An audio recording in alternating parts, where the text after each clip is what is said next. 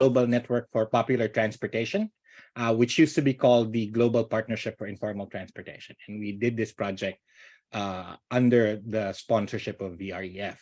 Presenting for Agile City Partners is my co-founder and the director of Agile City Partners, Andrea Sanhil Leon. She was named by the Transformative Urban Mobility Initiative, TUMI, and Women Mobilize Women as one of the remarkable feminist voices in transportation in 2023. And in 2021, the IADB, in celebration of International Day of Women and Girls in Science, named Andrea one of Latin America's important female figures working in the transportation sector today. Andrea will deliver the report, and then reacting to the report and discussing, we have Justin Ketsia, who is the CEO and founder of Go Metro and one of the earliest movers in digitizing information about informal transportation system. Go Metro is a leading fleet optimization software company, and Justin has spearheaded groundbreaking solutions that enhance operational efficiency for public transportation and fleets worldwide.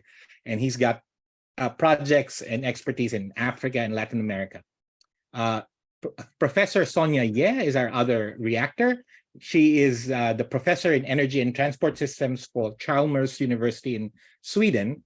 And her expertise is in energy economics and energy system modeling, also alternative in transportation and fuels, and sustainability standards, technological change, and consumer behavior and mobility. I know she co-led a collaborative team from UC Davis and UC Berkeley, advising the state of California on designing and implementing a market-based carbon policy, which eventually became the California Low Carbon Fuel Standard, targeting GHG emission reductions from the transportation sector. I will turn over to Justin and Sonia for reactions, but let me pass it over to Andrea, who will present the findings of the research.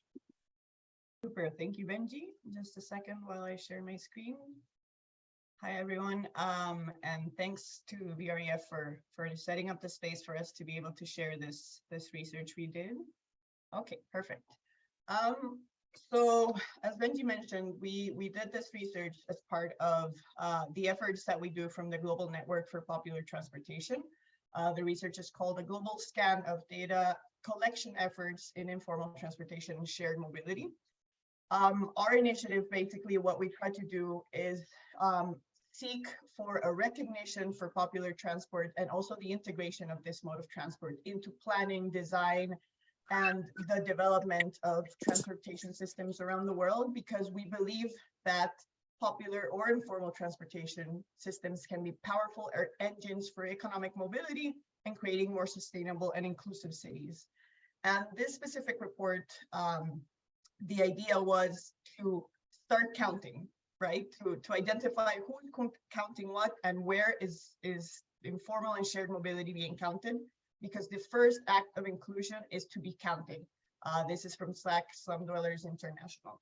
So what we did in this report was identify what type of data is being collected around the world, who is doing this collection in different places, what groups, what types of organizations are in the forefront of this collection efforts, how is it being characterized, what types of data are being collected, what motivates this data collection, what role do governments have in this data collection, or if it's other actors that are actually leading the way, how is that data managed, archived, and protected, and where are the gaps? Where is there no information? Is there specific types of information that's missing? Or what did we find little of? So we'll just go through a little bit of the results that we found. Just as a quick overview, and then we'll deep dive into some of these things. Specifically, primary cities are the places around the world where we're finding the most data. And this actually makes sense. A lot of the resources, a lot of the professionals, a lot of the international organizations are based in primary cities around the world. But there's rarely secondary or tertiary cities where there's initiatives collecting data on informal and shared mobility. Also, shared mobility data specifically is concentrated in high-income countries, and this is related to shared mobility data being linked to companies that are developing apps or that are using technology to provide transport services in these countries, but not necessarily very present in lower and middle income countries. Informal transport, however, the data collection is concentrated, of course, in low and middle income countries. This is because of the presence of these services in these countries and these types of cities. And that's where the data is being generated and collected. We covered most geographies, and I'll show you a map in a little bit of where we found information and efforts to collect data. However, we still found gaps, especially in Central Asia, Eastern Europe, MENA, and the Portuguese Africa. Those are where the main gaps are on data collection efforts. If you know of any, please let us know. And most data that's out there is statistical data. It's not necessarily mobility data. So we separate between statistic and mobility data, considering statistic numbers around fleet, around the numbers of vehicles, numbers of drivers, associations, etc., more around the numbers, and mobility data is more about the mobility patterns. So there's more data concentrated on statistics and less on mobility patterns. So this is the map of where we found data collection initiatives. As you see, we do have some gaps in certain regions around the world. Of course, there was a little bit of a language gap sometimes researching, but we did do additional efforts to try to get to places where we did have a language gap. But we did find initiatives and collection efforts pretty much around the world. And we'll let you know a little bit of how these look like and who's doing what, etc.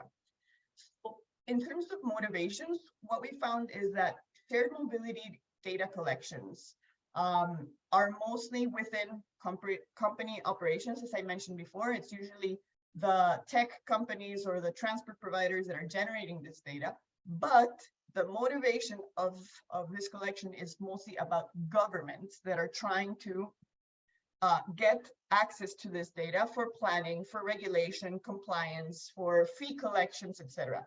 So they're trying to access this information that the private entities are generating to basically integrate it into their policy and planning. For informal transportation, the data collection is mostly motivated by trying to understand the extent of this network. There's usually a knowledge gap on, okay, how big is this sector? How many operators are there, so that we can regulate it or that we can plan a big transport project accordingly. So we need to understand it. So that's usually the main motivation to start collecting this type of data. So the number of operators, how many routes, where they're going, if there's GTFS that we can start generating, or if it's already existing, if we can introduce it into the system, etc. In terms of the role of tech, we found a key difference between high income countries and low and middle income countries, where there's tech platforms, the data is essentially new data about a new service. So the data comes with the tech platform because there's new services being provided, and the asset owners that are these new operators basically need the tech platform to access these users. That's the way they're accessing users, and that's where the data is coming from. In lower and middle income countries, there's already existing services. Informal transportation has been existing from decades ago, and so there's existing operators and existing users, and now they're starting to introduce tech. And tech is kind of an add-on, and it's generating new data that previously we didn't have. So it's enabling us to have information of how this system works and where they're covering and the routes, etc. And it's also generating new data about who is using the systems, what types of trips they're doing. So it's providing both statistic, but also mobility data.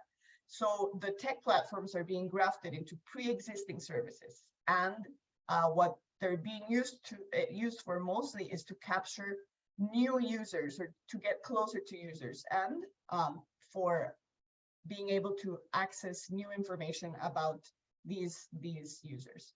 So it's a different use of technology. The sources for this data are quite diverse, and they come with different motivations as well.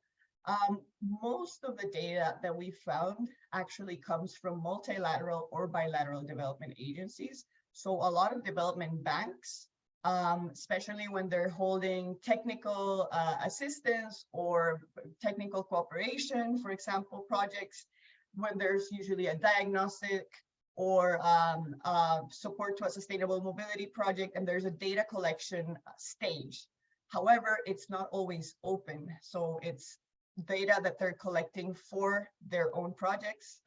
They usually work with the second tier here, which are nonprofits or maybe consultancies. So they work with partners on the ground and they collect the data, but it's not always open or accessible. Then the nonprofit and non-government organizations. So here we provide examples of these. They're working all around the world to try to generate data in sectors in informal and shared mobility that maybe other actors are not developing. A lot of it is voluntary work or it's contracted by other entities. It's not usually self-funded. Then there's private sector companies that are operating these types of services and that are therefore generating this information. Again, this information is not always open. Sometimes there's partnerships with governments to generate this data or with the development banks to start generating information for larger projects, but it's not always accessible to anyone. Research and academic institutions have been really key in developing data, especially in the informal sector. And of course, with the support of organizations like VREF. So there are different key initiatives around the world. Some are mentioned over here, some are actually in the crowd today.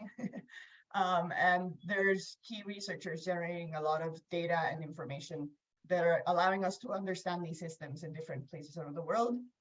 The operators and the gig workers that are actually today working in the platforms, the tech platforms that are providing transport shared and informal transport services are actually generating a lot of data, and not only for the platform, but also for their own operations, for their own needs to actually navigate the platforms a bit better and to their needs. And there's also professional associations for the drivers and the operators of these systems and private philanthropies that are funding a lot of this work. So there's a diversity of actors. In terms of the role of government, we identified that there is support, but they rarely lead data collection.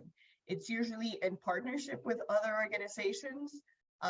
Then there's also in shared mobility, there's conflict and negotiation for them to try to access data and information from the private sector players. So sometimes there's conflict in terms of ownership of data.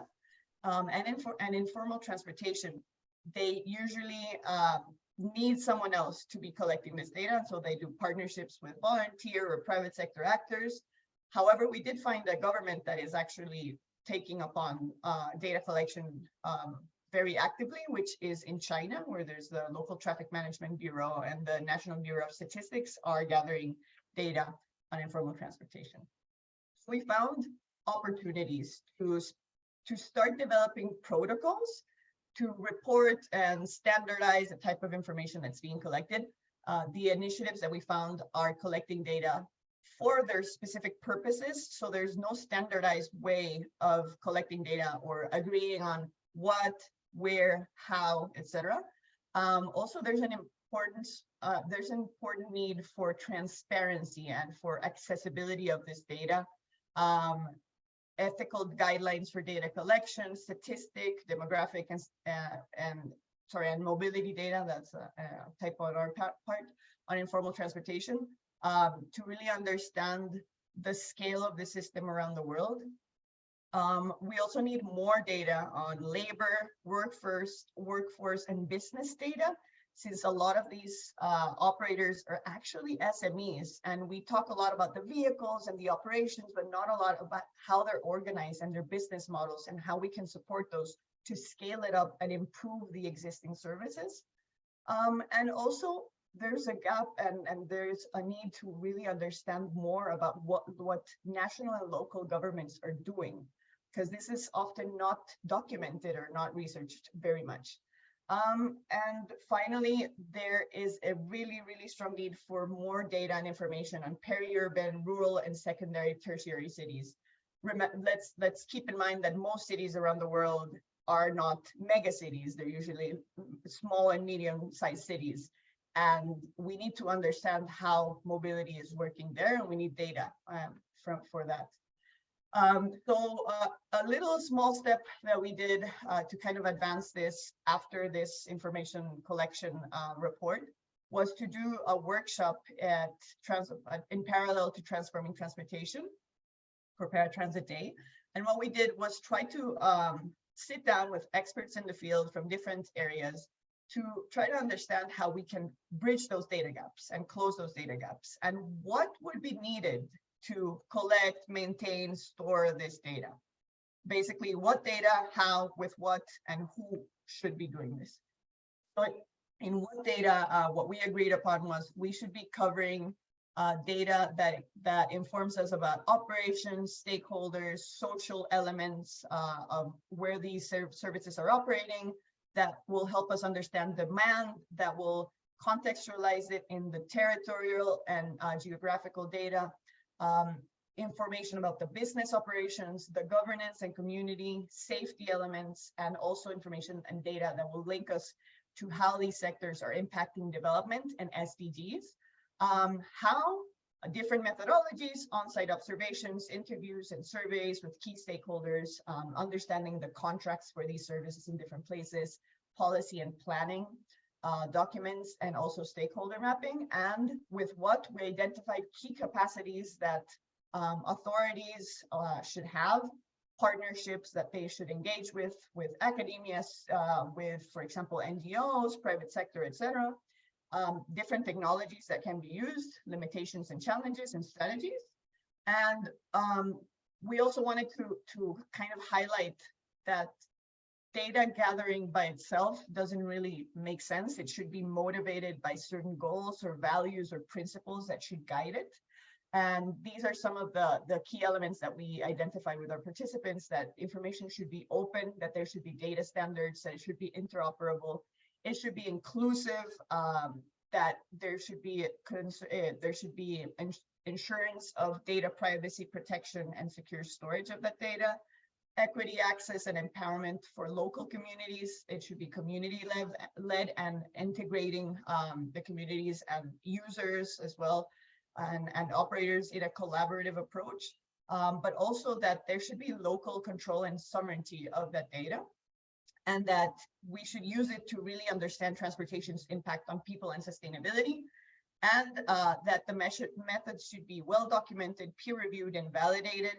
And finally, that the data collection should be adjusted and tailored to the local context at the end of the day to prioritize local concerns and needs. So it should serve a purpose to improve people's lives and improve the system locally according to its needs. And now, as a next step, we're proposing to develop a reporting protocol for informal and shared mobility to try to ensure that consistency and comparability in data collection practices and efforts worldwide, to enable different interested parties in reporting and data collection efforts in a harmonized manner, so we can start having something more comparable, and also facilitating cross-city, cross-country, cross-regional comparisons, leading to better global insights on what's going on these systems around the world. So the idea is not for us to start collecting data, but it's to kind of standardize and get together and agree on how we're going to do it in a way that's comparable and it's harmonized. So it's having at some point a catalog where we can have standardized data around the world that can be comparable no matter where it's collected. So that's all the information I have for you today. Thank you so much for the space and for your attention, and I'll give it back to Benji. Thank you so much, Andrea. We'll do reactions and questions and answers with our panelists, and then we'll go into an open forum and you can ask your questions. But let me just first acknowledge the authors of the report, Zach Abraham with Agile City Partners, Regina Mora, also with Agile City Partners, Sara Arojado, also with Agile City Partners, and Julia Nebrija, who led the team, also with Agile City Partners. Also, Holger Dautman, who is with us, advised the research as we went along. So let me quickly turn to Sonia, Dr. Sonia Ye and Justin, and ask you this question, kind of a general question, and you know, maybe we'll start with Dr. Ye. Having read the report and listened to Andrea report on it, what do you think are the most relevant findings? And was there anything that surprised you? And of the identified opportunities or actions, what do you think would be most relevant? Just general reactions on that. And so, Dr. Ye, did I say your name right, Doctor? Yes, you say perfectly. Yeah, thank you so much for inviting me and for the really excellent presentation. It's very inspiring and it's a really good report to get overview about this status, what is happening around the world. I kind of to answer the question about what do I find inspiring? And I think my comments are primarily on two fronts. One is on the data collection front, which you emphasized a lot. And then the second one is on the questions to reflect on where do we want to go next. And and the overall idea about the informal transportation. On the data collection, I seem to hear that you have this vision that a common goal toward a GTFS-like world where all the informal transportation data are standardized and collected and available for everyone. And I think that's a very nice goal to achieve. But as you also recognize, there are many challenges along the way. And I think mainly for this is partly for this is we're dealing with particularly two different types of data. One is data collected specifically for the purpose of understanding mobility.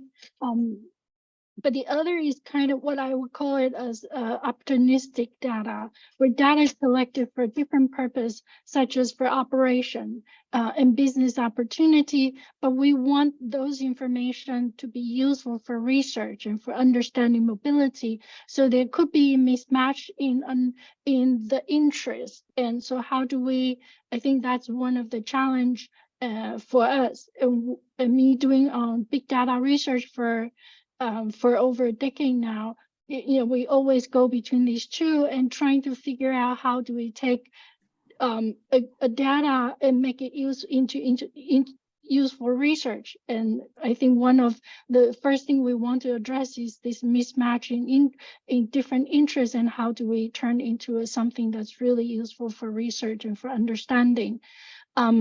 You address a lot of important issues such as interoperability, so different data can talk to each other, affordability, they should be free, trust in quality and efficiency.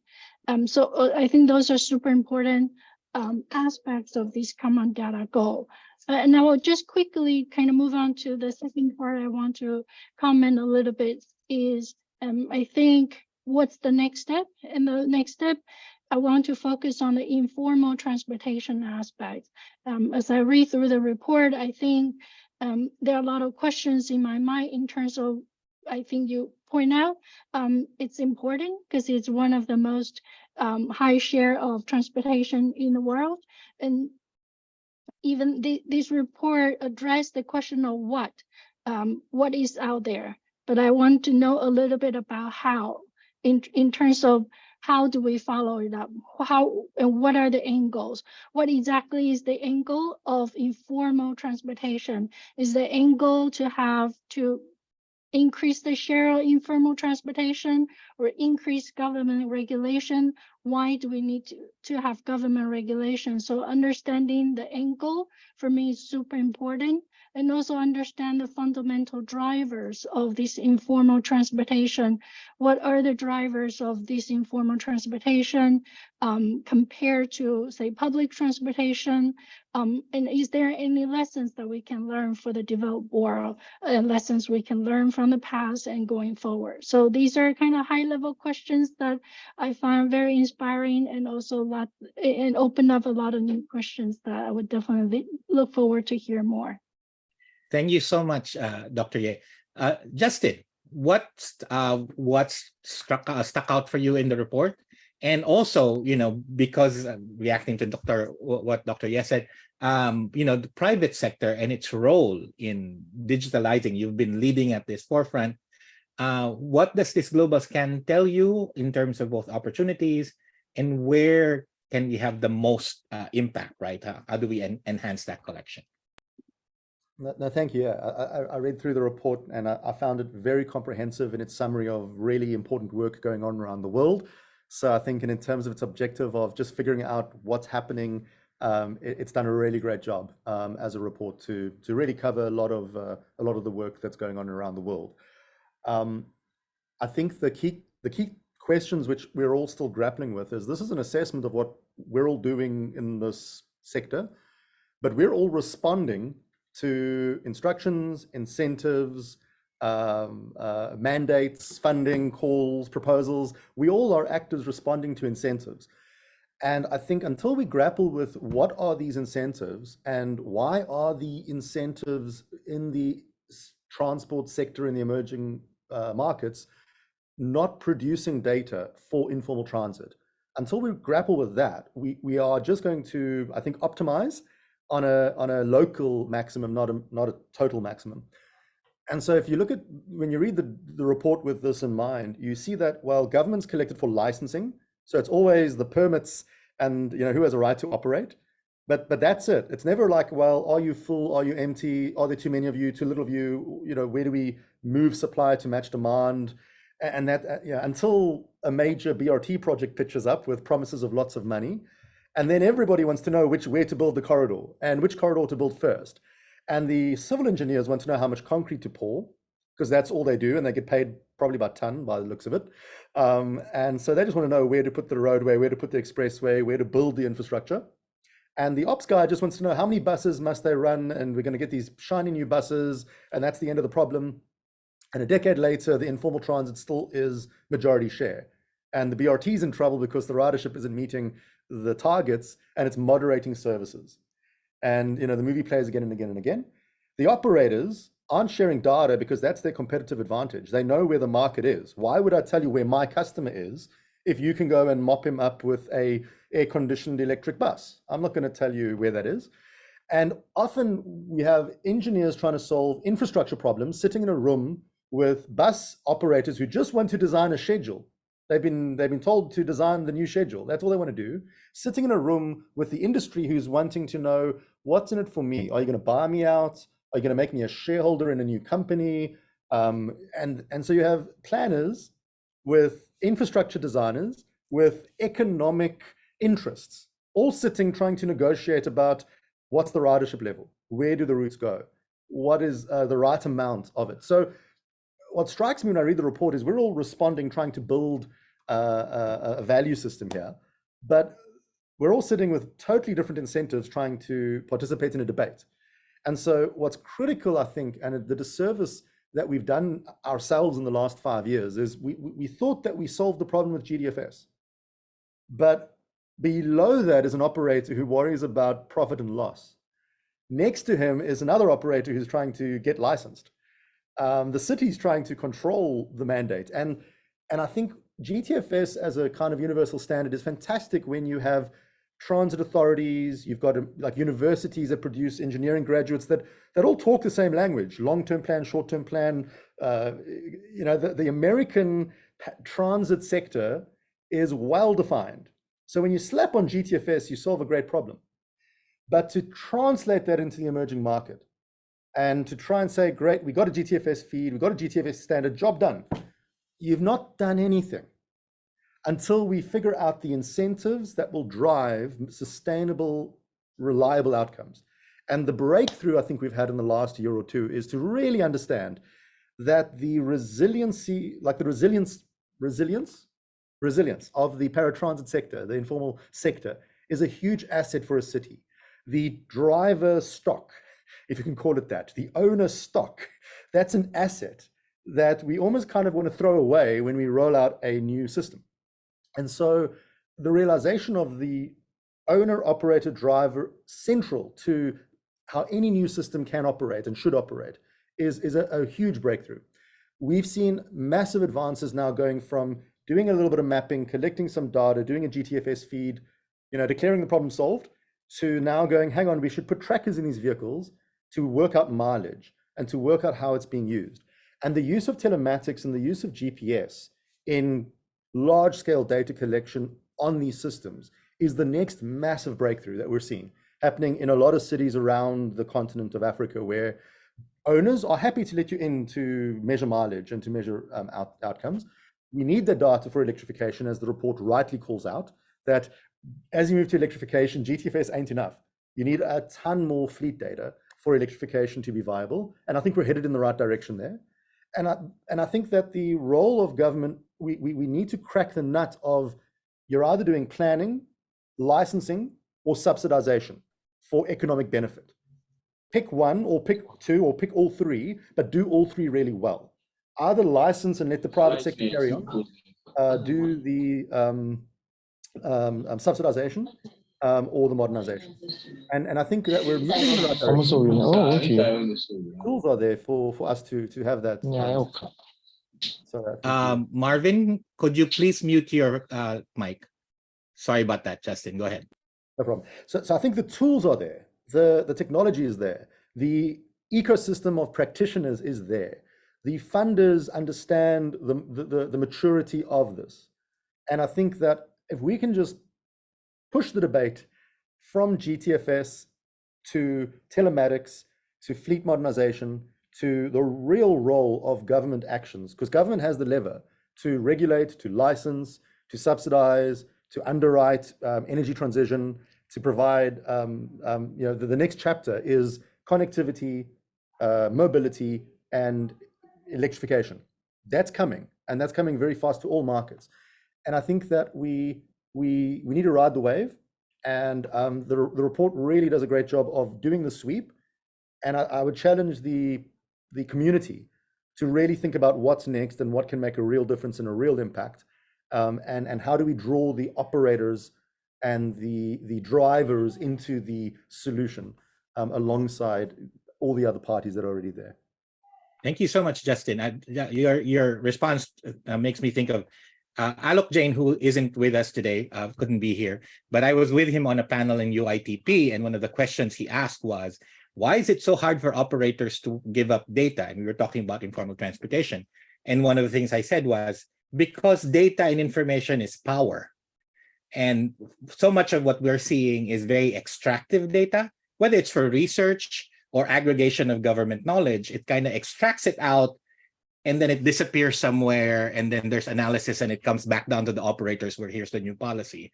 And there's kind of no, so one of the things we call for in the report is it has to benefit the operators. And so there's a big change there in how you view it.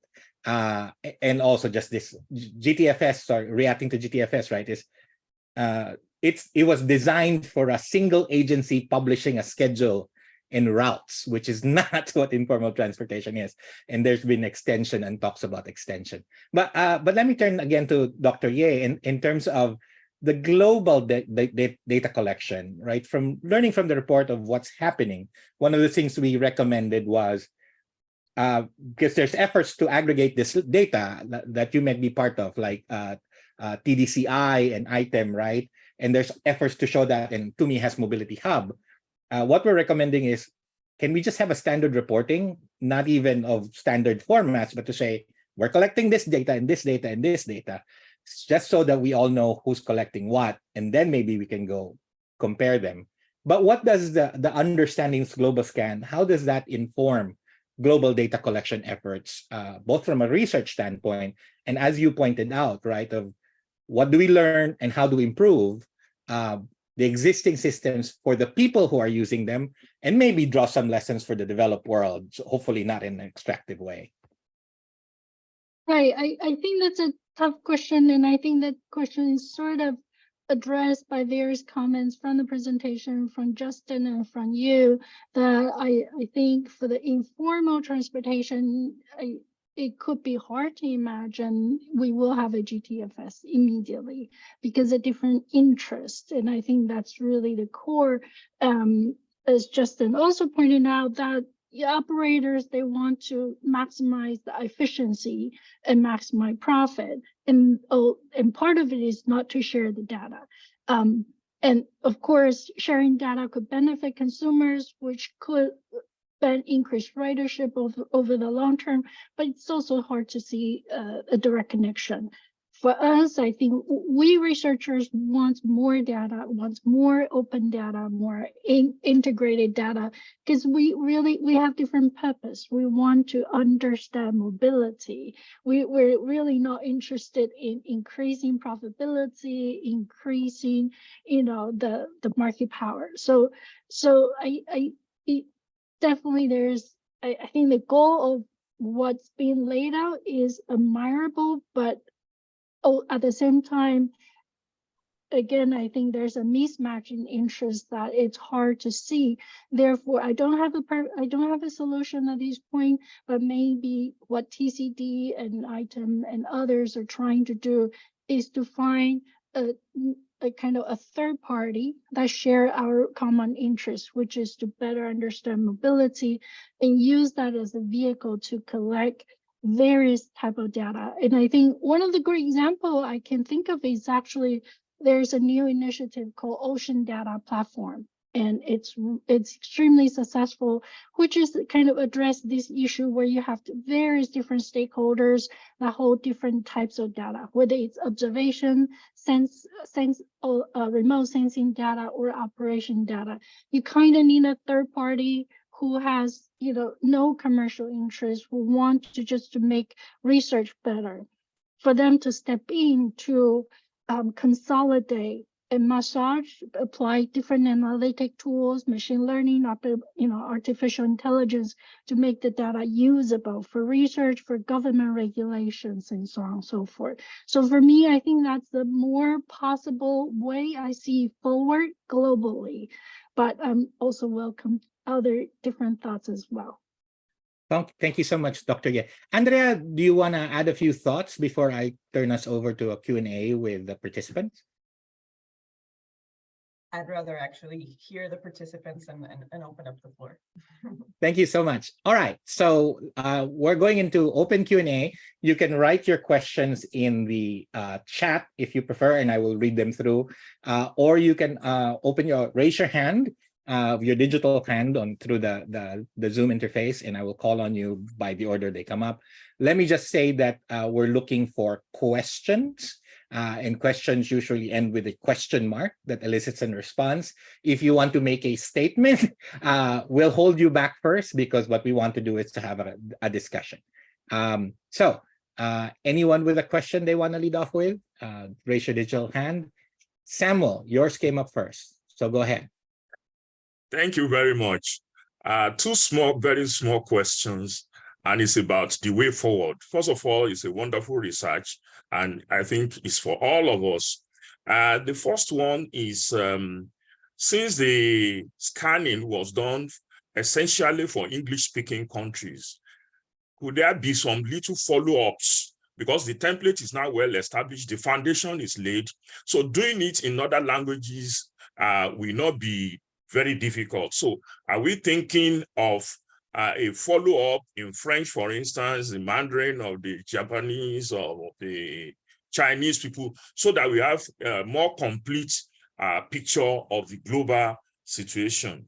The other one is, when I was looking at some of the main objectives that to determine response to COVID-19, I just want us to open that up and say it is response to, can we say response to pandemics generally, not just COVID-19 is off the road now, but another one is down the road for mankind, so that we can have something that deals with the general pandemics, not necessarily COVID-19 that is receding. Thank you. Thank you so much, Samuel. Holger, did you have a response? Yeah, so thanks also now also taking also my head on with the Volvo Research Educational Foundation. Thanks for also your comment and request. In fact, also, this is a program also which is just started also last year, and it will last at least also 6 years. We will and one of the things we already did was also starting also to commission also stock takes. Not just on data, but also situation. So we had, in fact, also one last year, which we can also share on China. We currently also will in the progress on working on India. And so therefore, your encouragement is to look into different parts of the world and dive also deeper is certainly heard. So therefore, so I think we really happy to hear also these kind of comments and requests. And as I said, also this is just the start of the program, and happy also to hear your interest. Thanks. Thank you so much, Holger. Anyone else with a question?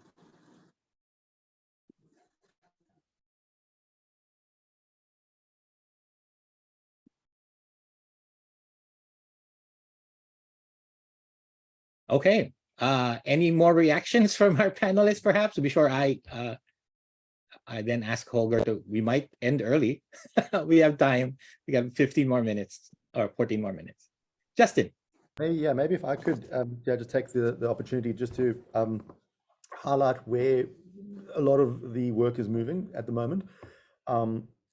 Giving a practical example. So where we used to get on board with an app and map a route or 2 or 3 and pull that GTFS or GPS signal and build a GTFS network with some frequency rules and huge assumptions, that's grown into staying on the same vehicle the whole day and measuring that vehicle's profitability, the vehicle's mileage, the vehicle ridership on and off, and profiling at a vehicle level what that vehicle goes through each day, on a route level what the route goes through the whole day. And we've done some really great work we are hoping to just share with in Albania, where we've applied the same principles on the little van to a big bus network. But what's really promising now is the acceptance by operators of little GPSs. So we plug in a little ODB port, we can connect up a little camera, we're getting data now from Wi-Fi hotspots. And when you take all those views together, you end up with an incredibly great picture of mileage on that vehicle. You end up with a camera, you can count people. With Wi-Fi, you can count connections. You can do passenger surveys of what's your experience, what's it been like, et cetera, et cetera. And there's this really great picture that's starting to form. But the important thing here is we're not chased out of vehicles. We're not chased out of ranks. We're not chased by the owners and the drivers, away from our business, because the owners and the drivers realize that they do need to start opening up their books. And the use of telematics, the use of technology, the paratransit operator owner sector is much more receptive than I think all of us assume they would be, with regards to being tracked, monitored, shown results. And I really would encourage all researchers, go plug an ODB telematics unit into a taxi tomorrow and just start collecting, because the sector is ready for real-time, long-term data collection. Thank you, Justin. Dr. Ye? Yeah, so since there are no questions, so I will also throw in some reflections. I think one of the reflections that I read throughout the report, and also hear some of the case studies here, is I think one of the things that we notice is there are a lot of discontinued projects. Projects have the lifetime of 1, 3, 5, at most 10 years, and it goes away, and then all the data is lost. So I think even there, and that's one of the things that the GIZ, the development organization, wants to tackle, is there's so much data collected and they have a shelf life of 3 to 5 years. Once they're gone, the data disappear. But if we can keep a platform that actually keeps the data alive, that would be super helpful. Even just before going to this competing commercial space, just document, find a place to collect and store and harmonize and make all the historical data available. That would be a super great benefit to the society. And for me, that seems to be the first thing to do. It's just like journals have these open data requirement nowadays. And so maybe one of the first requirements, if you receive government funding, foundation, public funding, you have to submit your data to some kind of standard format that some of you are working on, so it lives forever. For me, that's even more important than solving a lot of the ongoing struggle, I think.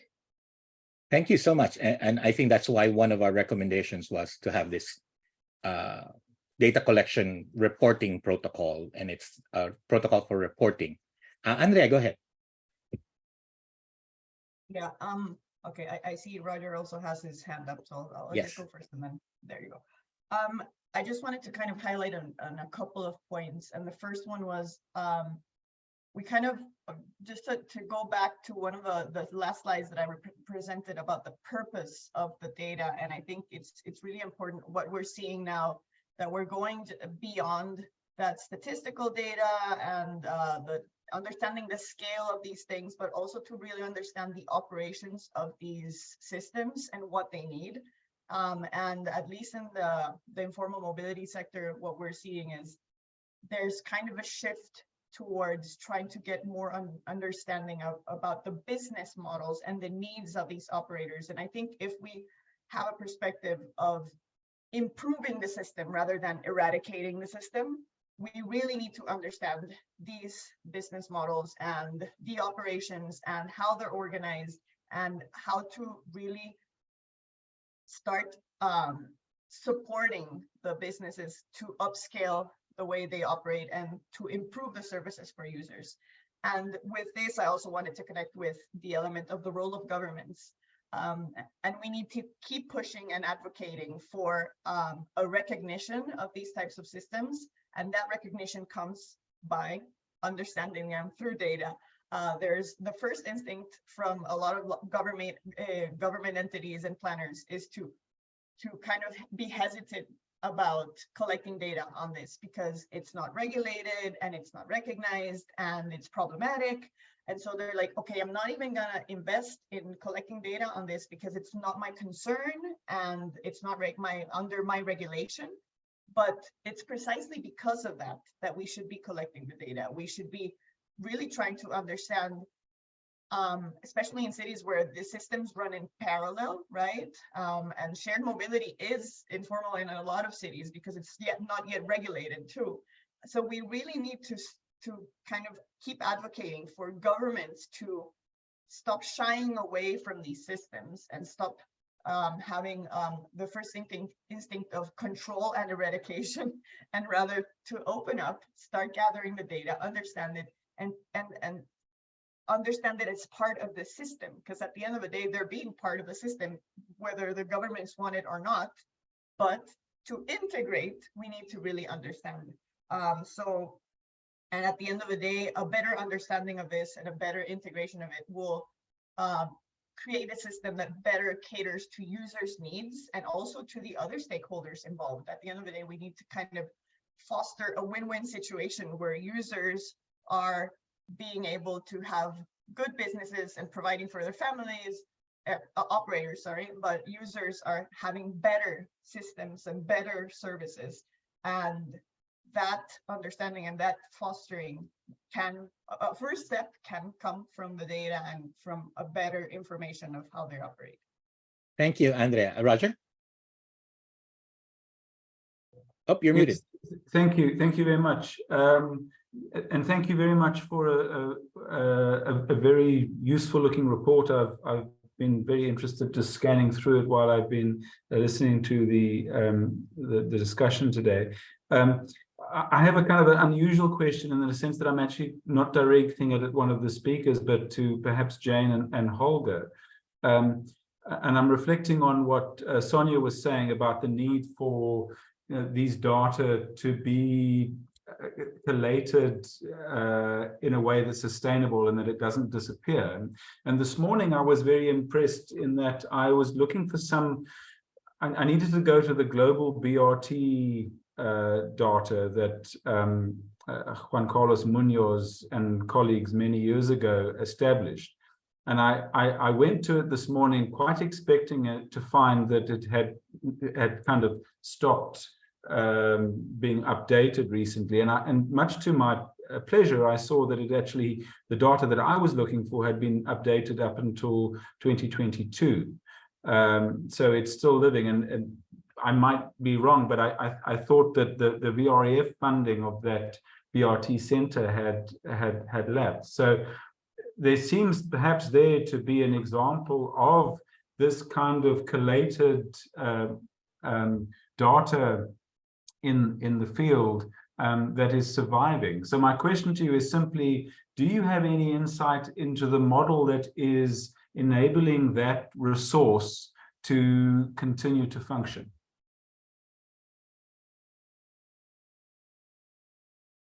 Olga and Karen? Or Jane, rather. Yeah, very good comment, Roger. I don't know specifically about this. I do know about the initiative, and I think it's an excellent example and also builds on what Sonia said. I can't say exactly what has been responsible for that.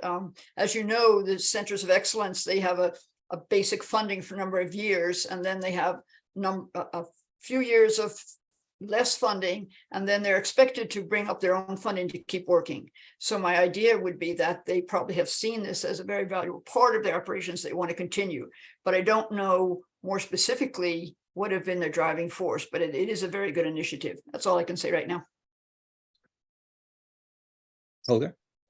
So just so on this specific one, my understanding is actually it was run by WI, and they still also put their own resources also against that because of their own value also for the research, but also for, in fact, also being also a useful database. But that's, I think, the exception of the role where we also have usually as a project like Sonia also mentioned, and then also it will disappear. One of the initiatives Sonia was referring to, and I just shared the link, is the Transport Data Commons initiative with about 30 international organizations with the willingness and commitment also to long-time creators like a database also for transport data, open and accessible, including also the opportunity also for also like hosting also data from also researchers there. So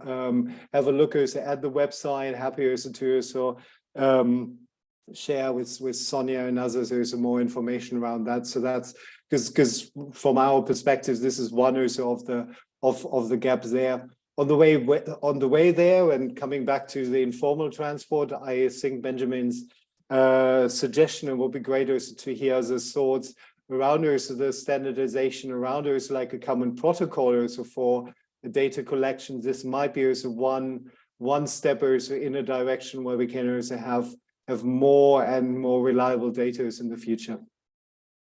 Thank you so much, Holger. We're down to our last 2 minutes, so I'm just going to wrap it up. I will note, though, Jeffrey Nodgezi in the chat talks about Lubyanka Research Group, which is a grassroots gathering on Boda data in Kampala. So please do take a look at that. I will turn it over to Holger for a few announcements. Just a final note from Agile City Partners and the Global Network for Popular Transportation. I think part of this effort helps in the 3 shifts we want to see around informal transportation. The first shift is for us to all understand this is a global phenomena. They're not just local issues. Informal transportation happens nearly everywhere. Second is that they are assets, not problems. And so you don't get the data to say, how do we eliminate them? But you take the data to say, how do we understand how they're working for the majority of the people they serve, which is the majority of cities. And third is that they are SMEs first, rather than transportation systems. And if you improve them as SMEs, our belief is you will improve the transportation system. And that homiletical note, I'll thank my panelists, Justin and Sonia, and Andrea for that great report, and pat ourselves on the back for Agile City Partners for the report, and Holger for sponsoring it. Holger has a few announcements. Sure. First of all, there's a thanks to Andrea, Benji, Sonia, and Justin. Also, I think it was a really inspiring discussion. Just there's two announcements. One is, as I mentioned, also we will have a new study also coming up about the status of informal and shared mobility in India, and hopefully also have a research for around that also after the summer holidays. Secondly, as many of you probably have seen, we had also a larger call also for an international research program. This is still in the process of assessment, but you can expect also in after the summer holiday also some announcements around that. So stay tuned, and yeah, wish all of you also like a happy holidays. And I think we have a tradition also to also take a group photo. So if you can switch on the screen while saying also goodbye, and thanks everyone. All right, we're in for a group photo, and I'd also like to thank Jane and VREF and Karen for running the whole show. So turn your camera on, and then I guess Karen will take the picture. Everyone waves and acts like they are happy to be here, and we pretend we're in the same room. All right. And if you went away for a while and paid attention to something else, you're not in the picture. So, thank you so much, everyone. Did we take the picture already? Very much. Yeah, I'll take another one. Have some more now on. Okay, 1, 2, 3. Okay, Robert, Kim, Thank you. Thanks. Bye-bye. Wonderful. Boise, nice. Bye, everyone. Bye.